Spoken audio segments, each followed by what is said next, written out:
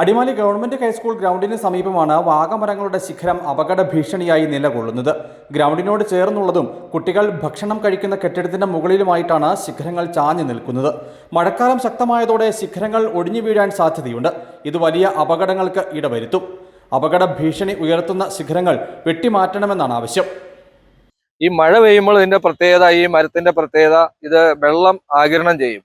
പെട്ടെന്നൊരു കാറ്റത്ത് ഇത് ഒടിഞ്ഞു വീണാൽ ഭക്ഷണം കഴിക്കുന്ന സമയത്തോ കുട്ടികൾ കളിക്കുന്ന സമയത്തോ വലിയ അപകടം ഉണ്ടാവും.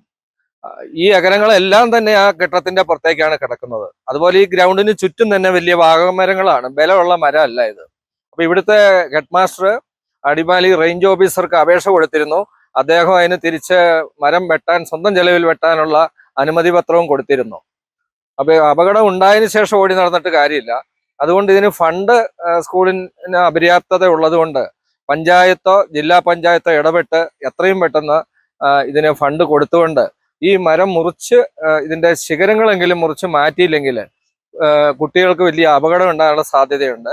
സ്കൂളിന്റെ വിവിധ ഭാഗങ്ങളിൽ അപകട ഭീഷണി ഉയർത്തുന്ന മരങ്ങൾ മുമ്പ് മുറിച്ചു നീക്കിയിട്ടുണ്ട്. കുട്ടികൾ ഭക്ഷണം കഴിക്കുന്ന കെട്ടിടത്തിന്റെ മുകളിലേക്ക് ചാഞ്ഞു നിൽക്കുന്ന മരശിഖരങ്ങൾ വലിയ ഉറപ്പില്ലാത്തതാണ്. ആയതിനാൽ അപകട ഭീഷണി ഉയർത്തുന്ന മരശിഖരങ്ങൾ മുറിച്ചുമാറ്റി കുട്ടികളെ സുരക്ഷിതരാക്കണമെന്നാണ് ആവശ്യം. ബന്ധപ്പെട്ടവർ ഇതിൽ കാലതാമസം വരുത്തരുതെന്ന ആവശ്യം സ്കൂൾ അധികൃതരും രക്ഷിതാക്കളും മുമ്പോട്ട് വയ്ക്കുന്നു. കേരള മലയാളം, ഇടുക്കി.